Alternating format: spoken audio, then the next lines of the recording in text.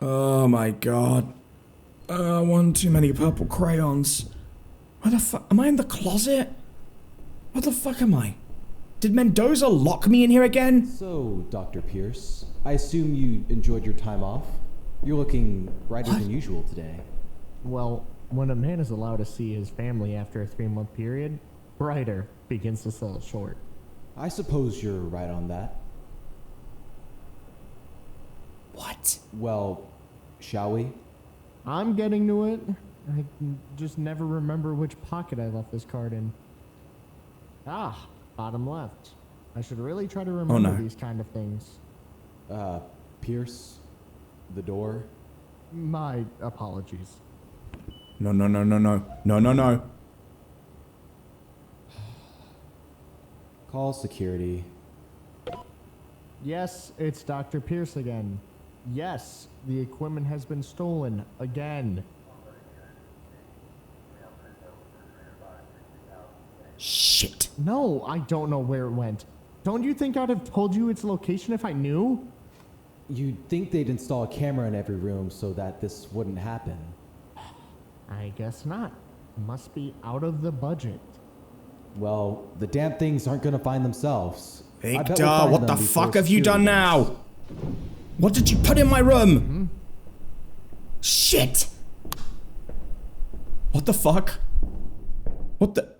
Where are the lights? You have one new message. Wait, what is this voicemail? Chief Mendoza III. Victor. Today at 2:52 a.m. You fucking... What's up? So I got this cool Secure, little computer contain... thing from some Oh, Lane god Foundation, and well, they caught me Great. stealing it.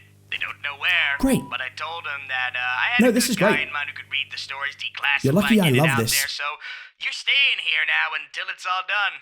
But you don't Cool. mind. Got him. Well, I guess we have a new series for Dusklight Radio, don't we? Hold on tight, Purple Crayon Wife. We're going in.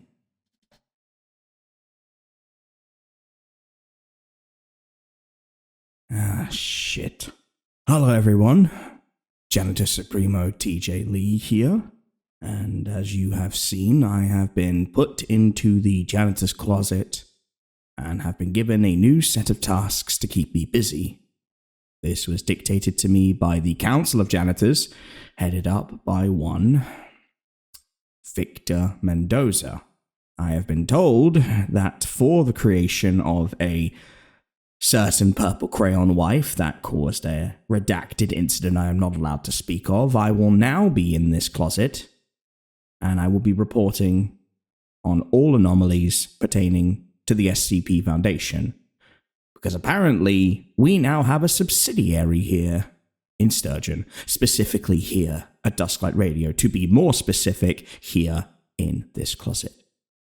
Without further ado, let us begin. The first up on my seemingly never-ending pile of SCPs to declassify and share with you is SCP-5005, Lamplight. Special Containment Procedures. Diplomatic relations with SCP-5005 have been established under the terms of the Sarai Treaty. A permanent researcher is to be stationed on SCP-5005 at all times, whose presence can only be allowed or rescinded by the agreement of the project lead and 2 Foundation psychologists.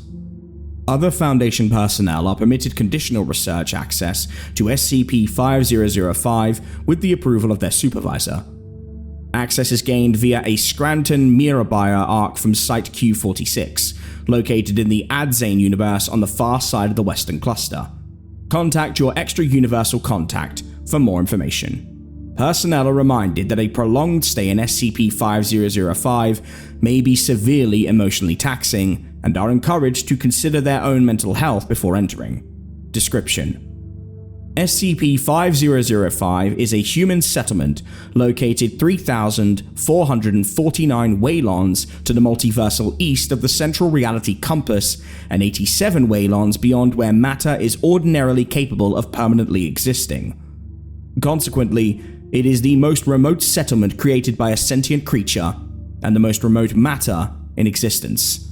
SCP-5005 is constructed on an expanse of an Earth-like substance which acts as a fertile soil. The extent of this expanse is unknown, as it is impossible to engage in long-term exploration beyond the limits of SCP-5005-1's light range. SCP-5005-1 is a large, biomechanical lantern suspended over SCP-5005. 5005-1's light possesses a degree of reality stabilization far in excess of any other known examples, allowing for the permanent existence of matter within its light range. However, 5005-1's capacity as a light source is limited and temperamental. Due to its size and distance from 5005, its lux illumination is relatively low in the settlement. It is frequently described as being similar to the light of a full moon on Earth. SCP-5005-1 is suspended above 5005 by a large, protruding tendril, which emerges from the expanse and forms an arc above SCP-5005. The tendril is believed to be constructed from an artificially hardened and strengthened form of the expanse substance. The composition of the expanse substance is unknown. Various scholars have proposed a link to Skriskan holochrome, which possesses a similarly unusual molecular structure. However, the archaeological record of Skriska is limited, and no currently known Skriskan technologies could create something on the scale of the expanse substance. The residents of SCP-5005 refer to the substance as Mahilome, a word which has no connection to any of the cultures on SCP-5005 and is of unknown provenance.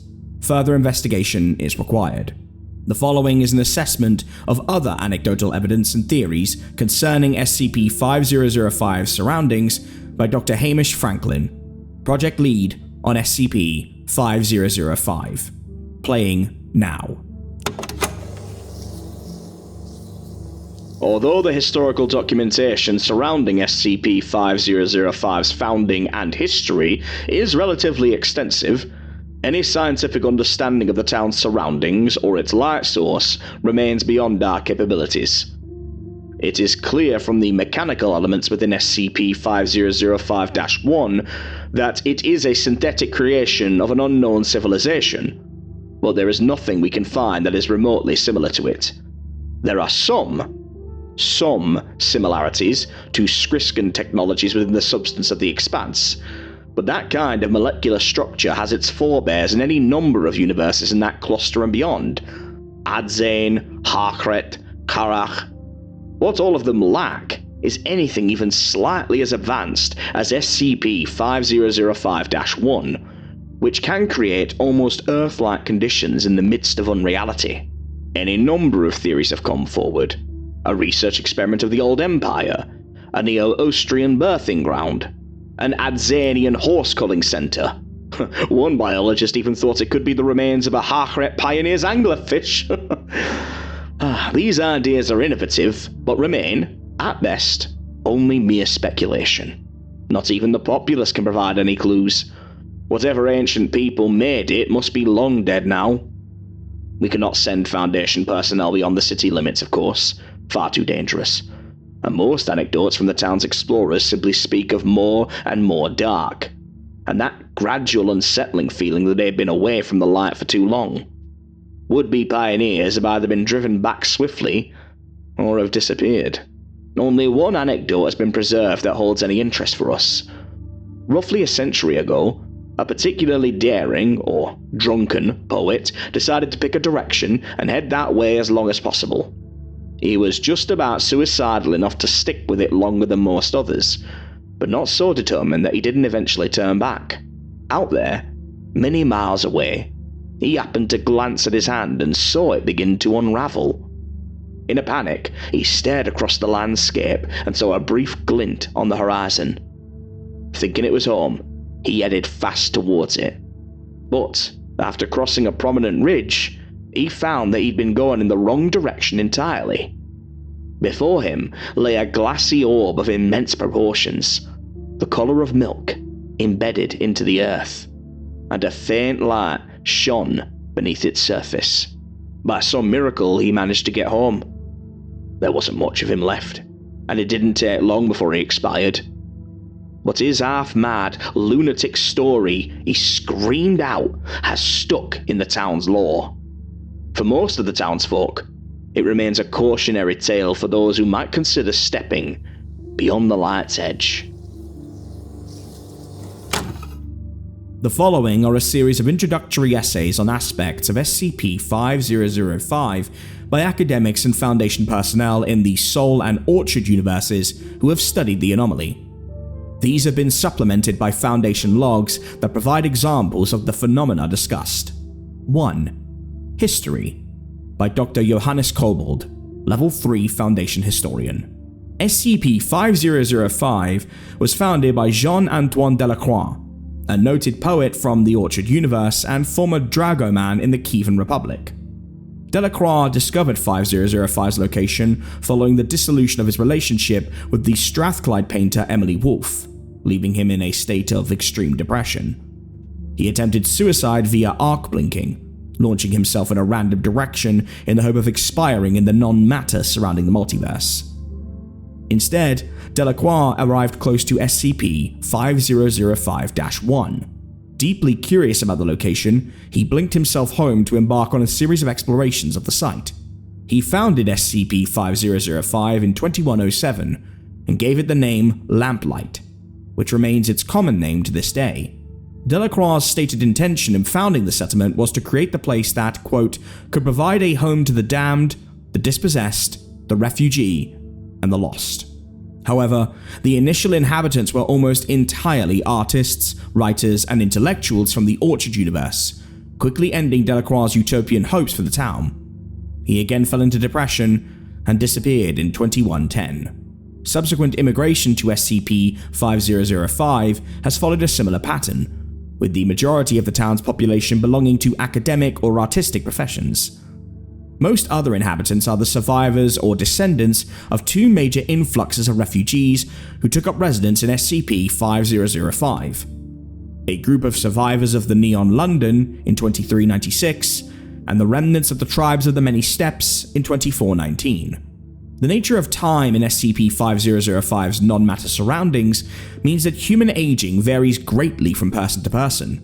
Consequently, while some visitors have undergone the span of a full human life in a single 24-hour cycle, others have shown no visible signs of aging across many centuries. This allows for an impressive range of sources for SCP-5005's history.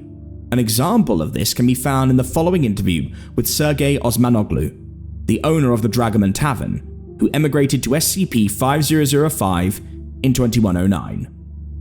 Interviewer: Junior Researcher Sophia Ramirez. Location: Dragoman Tavern. Date: 29th of November, 2524. Begin log. Ramirez is sitting in the main room of the tavern, at a table by a window. She has just switched on a recording device and placed it in front of her. A tall, burly man with a thick beard, Osmanoglu, is sitting opposite her. Snow can be seen passing by the window. There is a lit fireplace behind Osmanoglu.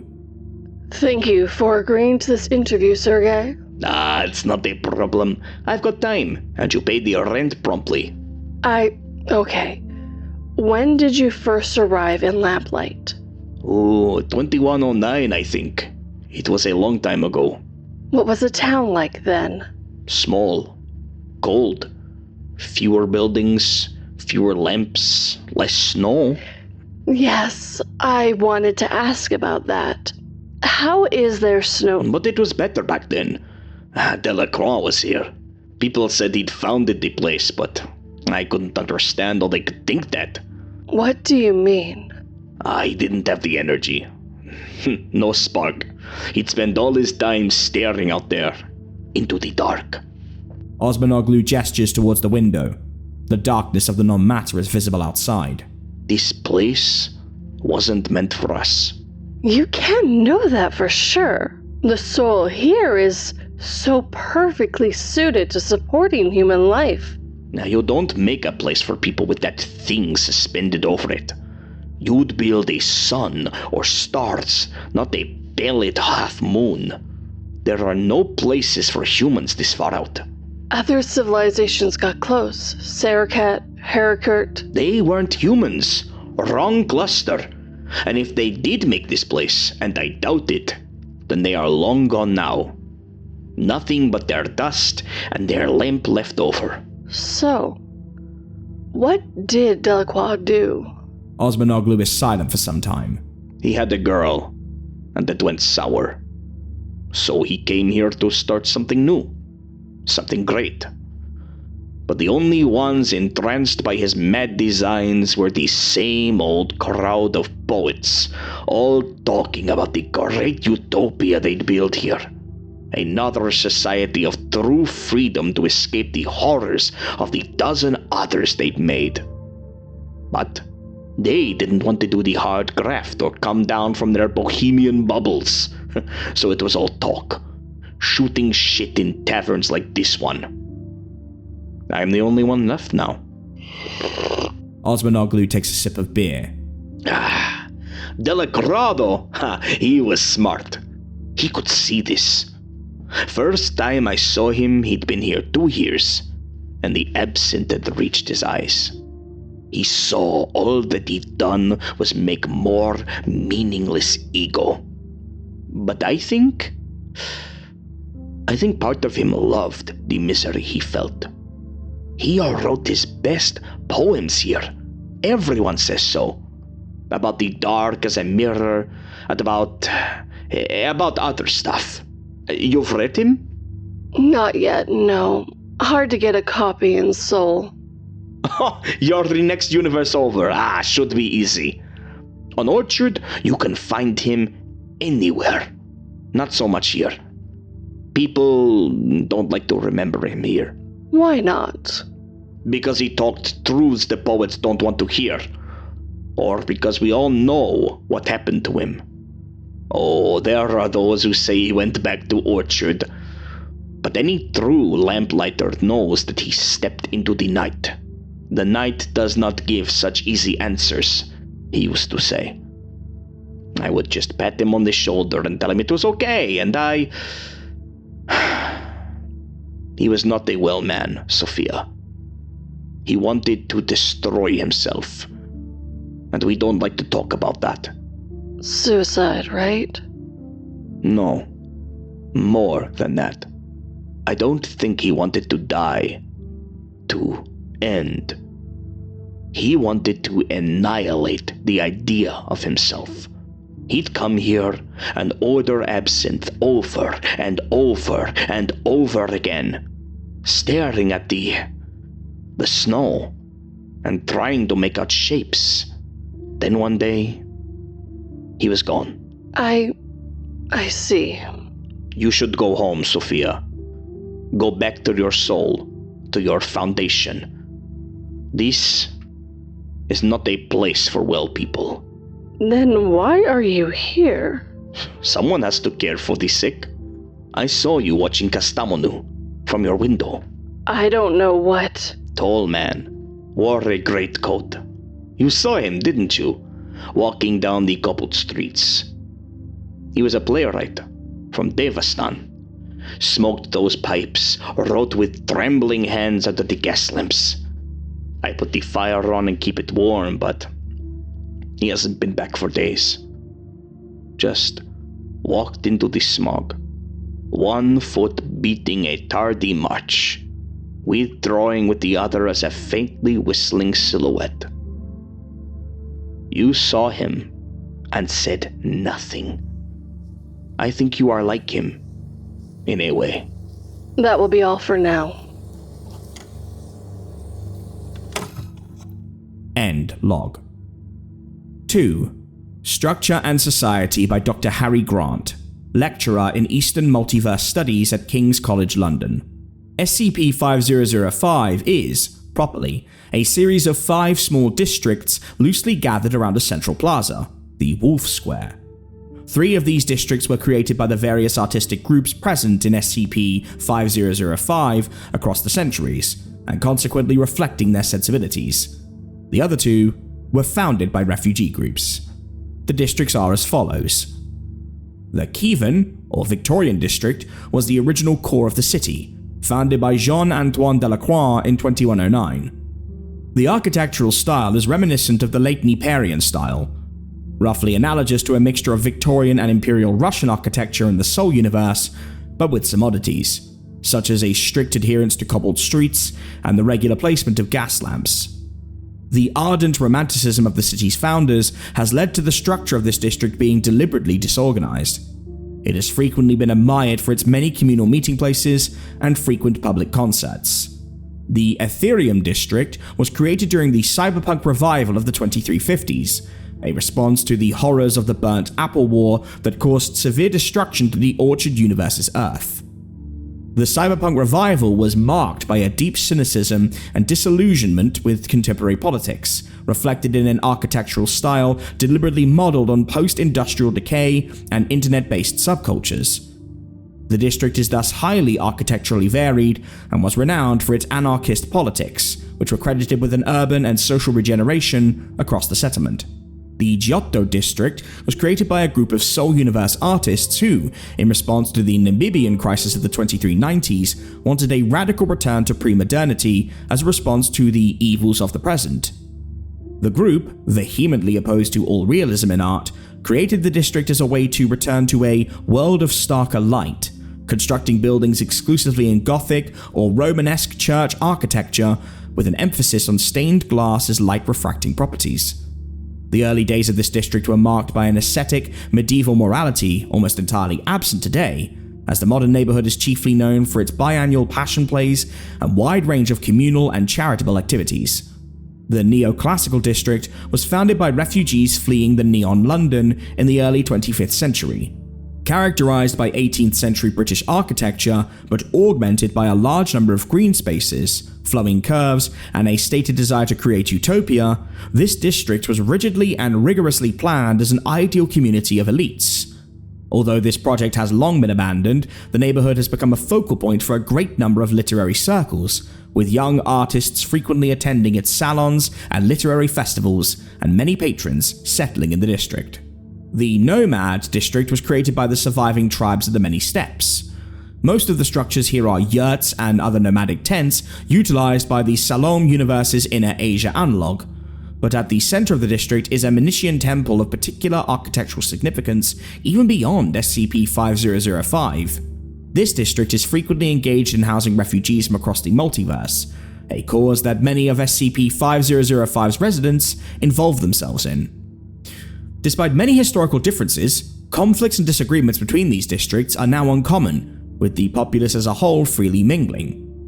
Although each district has its own celebrations, there is one major festival celebrated in SCP-5005 by the populace as a whole, the Parade of Candles, or Kritsmata, held once a year on a day roughly analogous to midwinter in the northern hemisphere of Orchard Universe's Earth. A description of this festival by junior researcher Ramirez can be found below.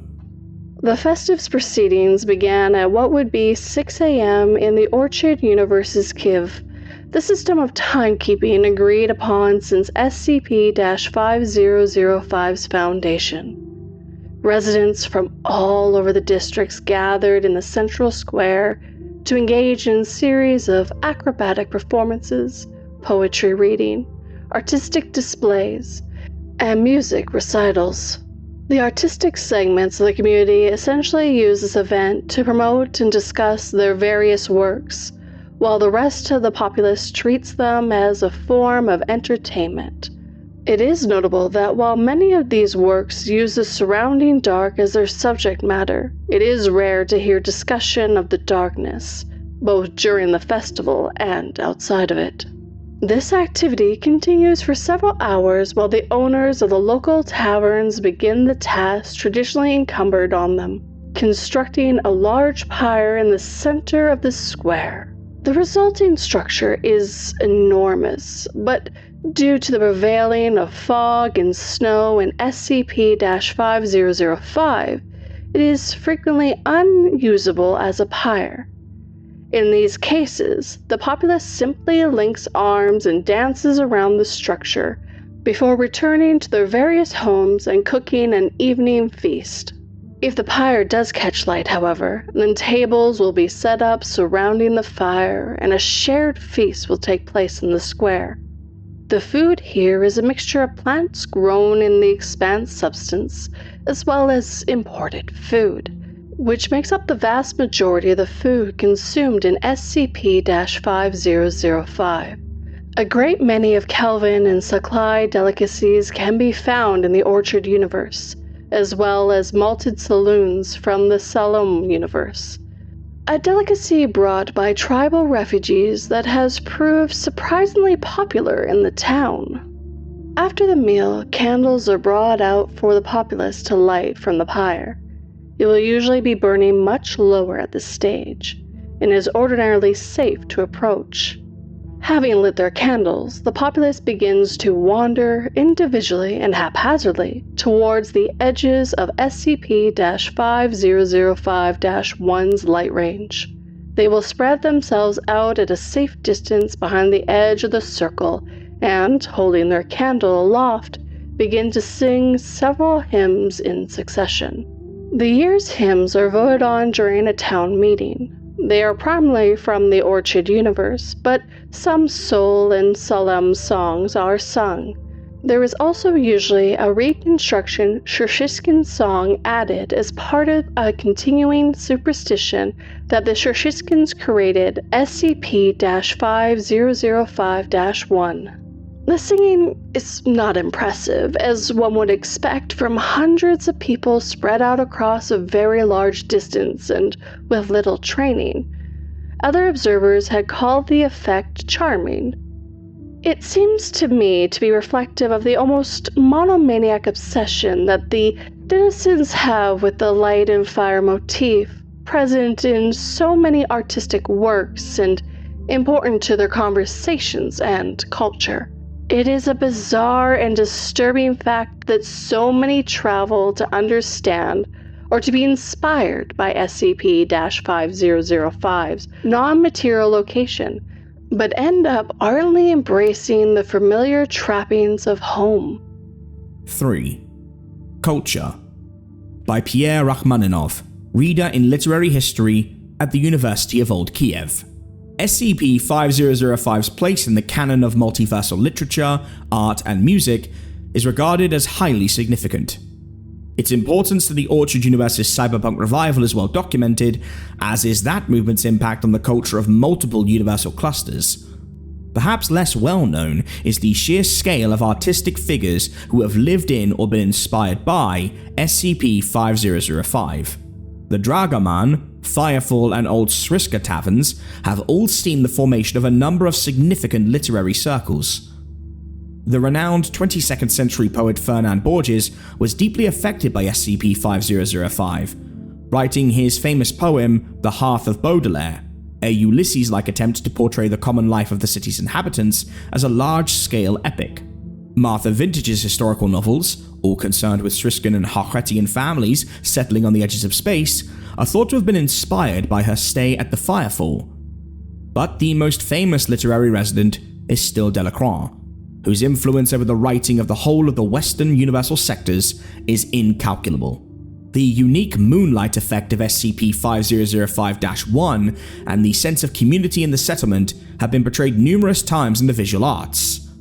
The Franco-Salamine painters Claude Karakorum, Mohamed Watteau, and Francisco de Shiraz were all drawn to SCP-5005, with Karakorum's piece, Delacroix's Bedchamber, being among the most famous artworks of the Western sector. The musical influence is less easy to trace, but a great many noted composers have made visits. Marius Königsberg's Chrismata Symphony and the Cheer and Frost Heptet were both composed during his stay in SCP-5005. It is notable that the pieces of temporary visitors or recent immigrants to SCP-5005 are almost invariably focused on the non-matter surrounding the settlement, while those of long-term residents are often fixated on community, light, and sensual pleasures. Various explanations have been given for this disparity in subject matter. Many short-term residents state that they came to SCP-5005 expressly to see the non-matter and that anything else is simply a distraction, deterring from a proper exploration of the location's mystery. Longer-term inhabitants often talk about the pointlessness of examining the non-matter, or believe SCP-5005's purpose is to act as a beacon against non-existence. The unexplained weather conditions in the settlement are never mentioned, with a single exception discussed in Dr. Franklin's essay below. The following is an interview between researcher Ramirez and the famed Soul Universe poet Juan Lumiere, who settled permanently in the town in 2276. It is included here to give a sense of the perspective of many longer-term inhabitants of SCP-5005. Interviewer, Junior Researcher Sophia Ramirez. Location, outside the Firefall Tavern. Date, 12th of December, 2524. Begin log. Junior Researcher Ramirez is walking towards the back entrance of the Firefall Tavern, which opens onto a wide cobbled street on a slight incline. Fog can be seen all around, obscuring the rest of the street. The sounds of revelry coming from inside the Firefall can be heard. A man in his 30s, wearing a long, thick greatcoat, is smoking a cigarillo outside the entrance. Ramirez approaches him. Hello, Juan Lemire? The very same.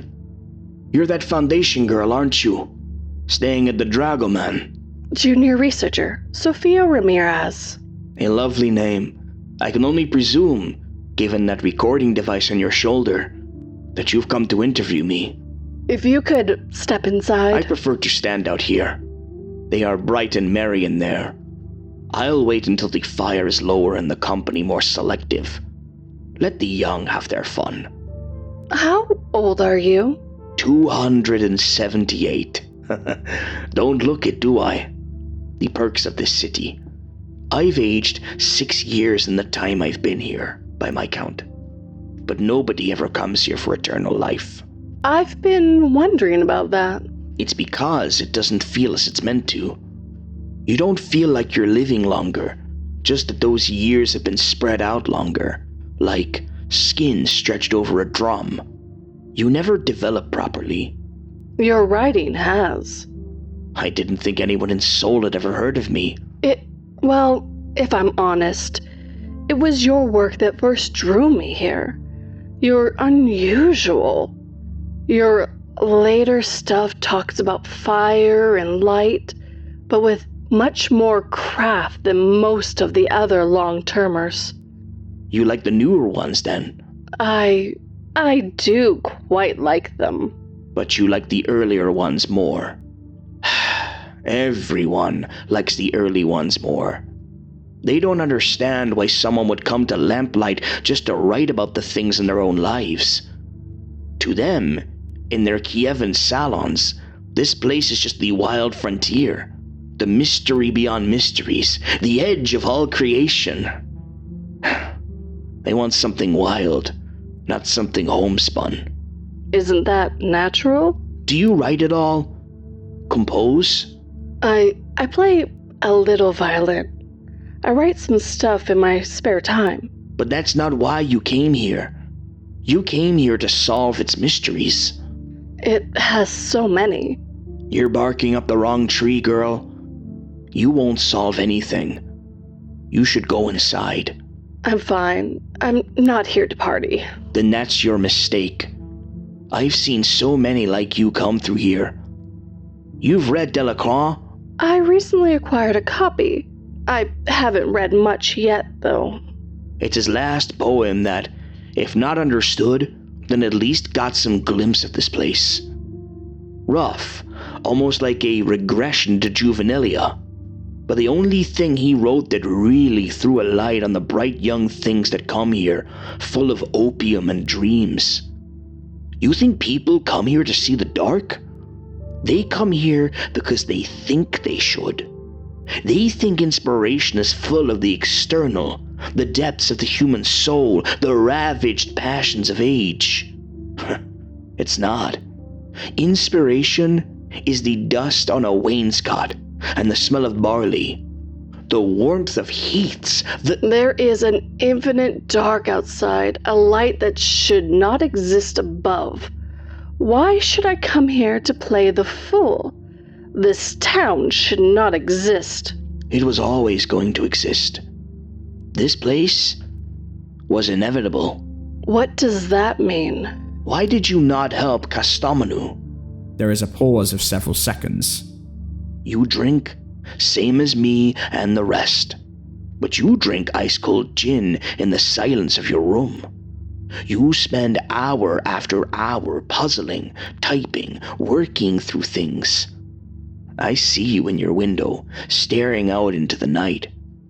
And you watched as Kastamonu just marched himself off into the night because you felt the same things he felt. Where are you going? Because I've seen you before, 1,000 times. The artist falling on his paintbrush as a sword. The writer who sees God in a grain of darkness. Sometimes I stop them, but mostly they ignore me. The wisdom of youth and all that. One fine day, they'll walk into the night, into the echo chamber of compounded mystery, never understanding that we built this place to be a beacon against it, the inevitable human sigh of defiance in the night. Lumiere buttons up his jacket and begins to walk away. Where are you going? I'm not done with you yet. Go to the fires, junior researcher Sofia Ramirez. Get a shorter name, because you'll learn one way or another that there is nothing out there. Lumiere walks down the street and into the fog, whistling the Blue Danube Waltz. Ramirez stares after him for several seconds before turning her camera off. End log. 4. Psychological Impact by Dr. Hans Freiberg, Level 3 Foundation Psychologist. The emotional and psychological effect SCP-5005 has on a large proportion of its residents is particularly noteworthy. A minimum of 14 disappearances have been recorded in the town in any given year. Extensive investigations by local law enforcement and Foundation researchers have determined these to be almost entirely suicides. The reasons for this disappearance rate in a town of SCP-5005 size, with its generally high standards of living, are not wholly clear. The psychological effects of a lack of sunlight or a relatively unvaried diet have been considered, as has the sheer danger of an unpredictable light source. But the most interesting evidence is that the overwhelming majority of the disappearances come from artists, writers, and particularly academics who have been residents in the town for less than a year.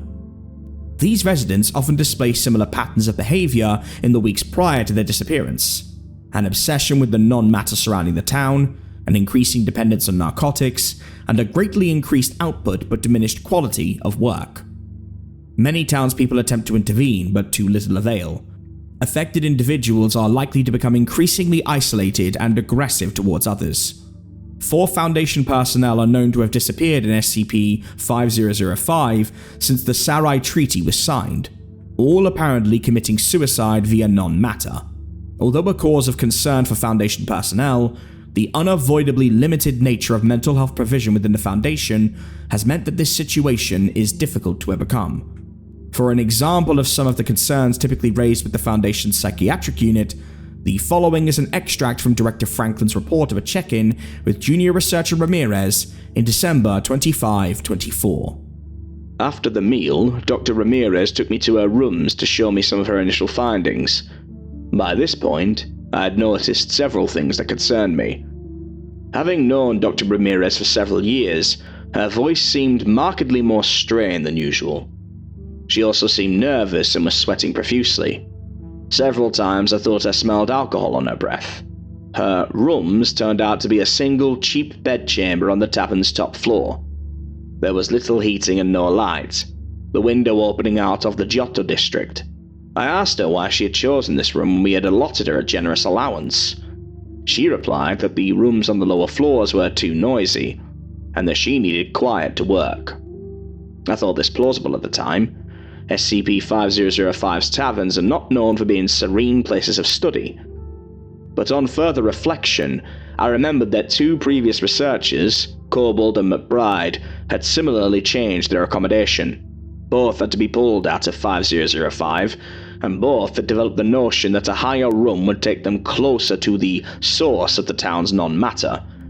A curious piece of unscientific superstition. I noticed also that, although the bedchamber appeared to be in an orderly condition, There was a sheen of dust across many of the surfaces, and a couple of telltale signs were visible that indicated a lot of tidying in a very short amount of time. The bed did not look like it had been slept in.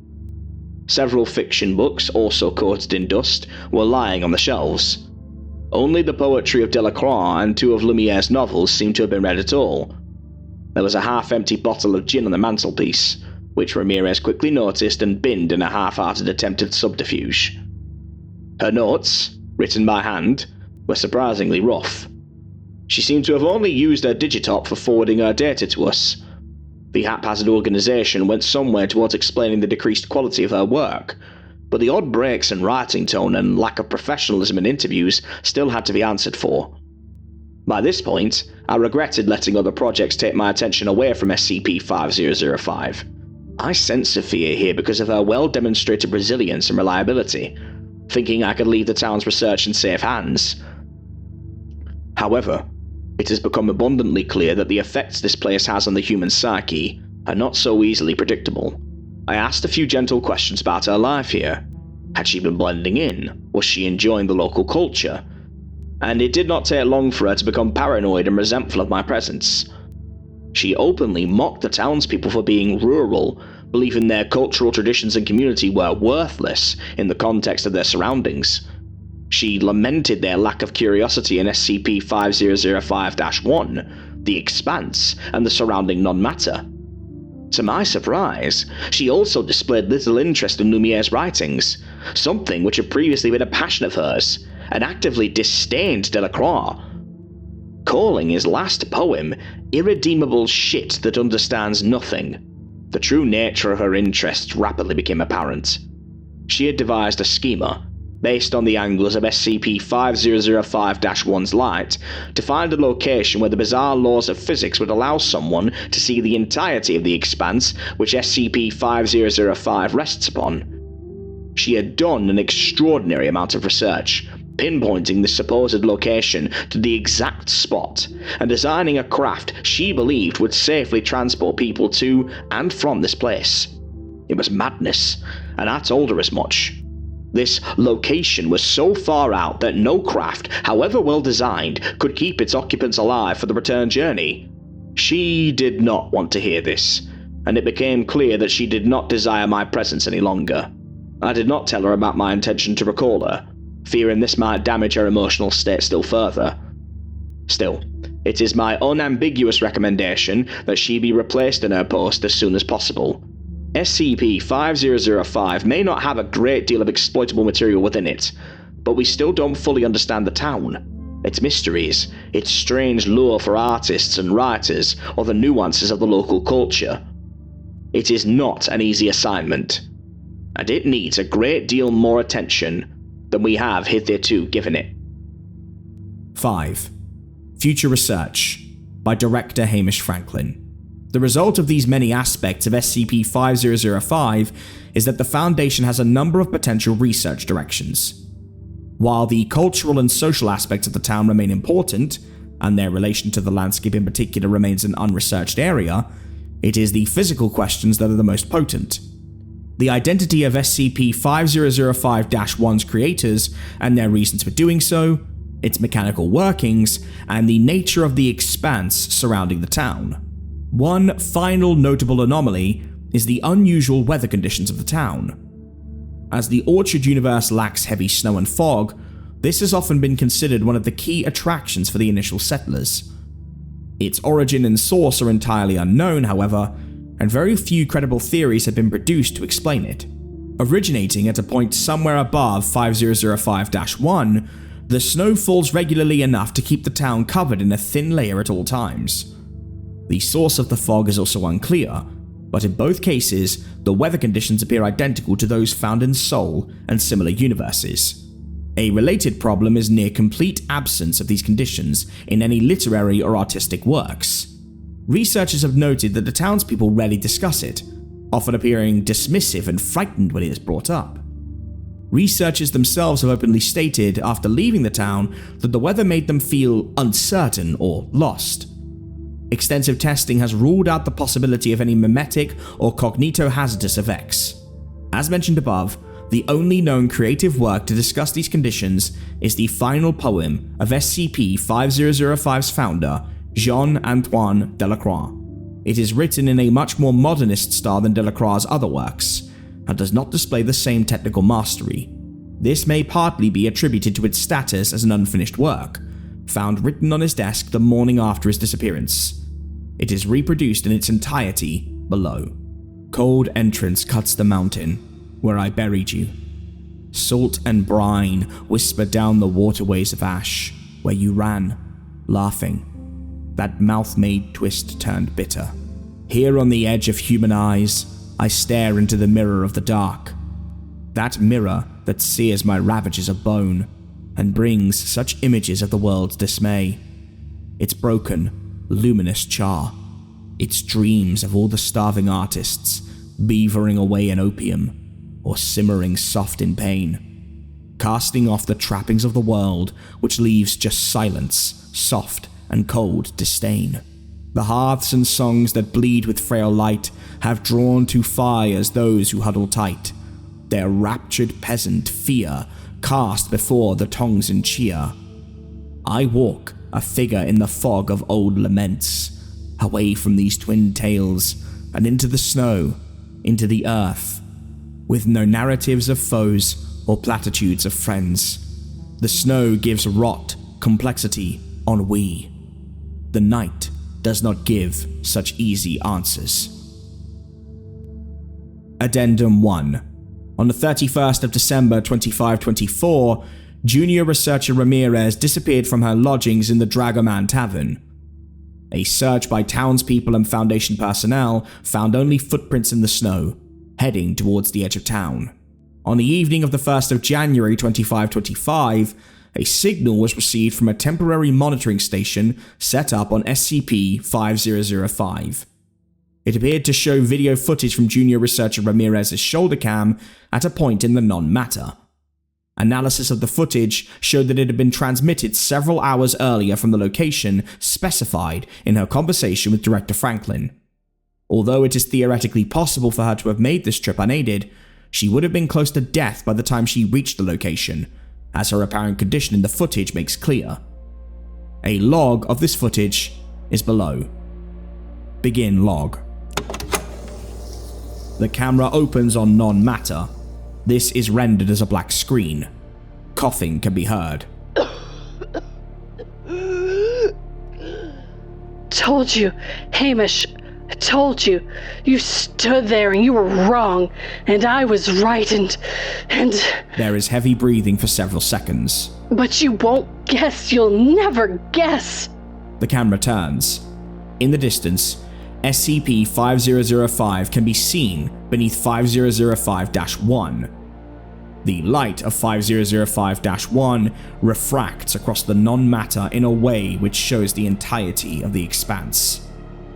The expanse is revealed as the corpse of an augmented Hakretian anglerfish.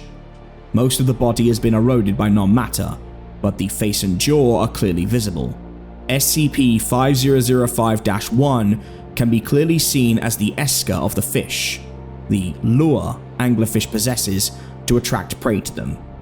Its eyes, possessing a milky white color typical of anglerfish, are also visible. Ramirez can be heard laughing hysterically for approximately 30 seconds. This is then interrupted by coughing. Blood can be seen floating in front of the camera.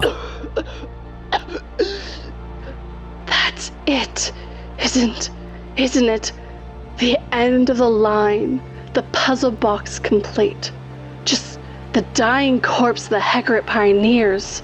There is a pause, after which sobbing can be heard. I wonder if they died there, or ran away, or found something better out here. I wonder if... Further sobbing can be heard for 12 minutes, before fading away entirely. Fog and snow can be seen approaching from the sides of the camera, gradually obscuring its field of view until nothing visible remains. The visual feed cuts out. The night does not give such easy answers. The audio feed then cuts out. End log. Well, that was SCP-5005, a hell of an introduction to my newfound job. This was crafted by Tufto from the SCP Wiki and is licensed under CC by SA. I want to thank 242 for providing their voice, and of course head researcher We Try Horror for the visuals you're seeing. This has been the first of many SCP logs, because they won't let me out of here until I have crafted and released as many as they deem fit. And now, I will pass it over to the patron thanks section, for the night does not give such easy answers.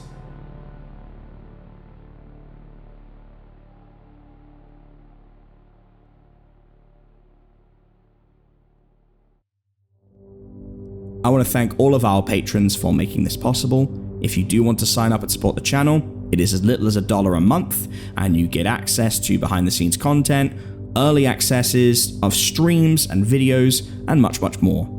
That being said, I want to first thank our Purple Crayon Eaters, Mothman, Orphan Nuka, Okami-san, Ian Hancocks, Echo Kane, Gail Allstott, Alex, Mike, Candyman Glubbing, Ashabel, Amara, Phi, Max, and Feeny Von Karma.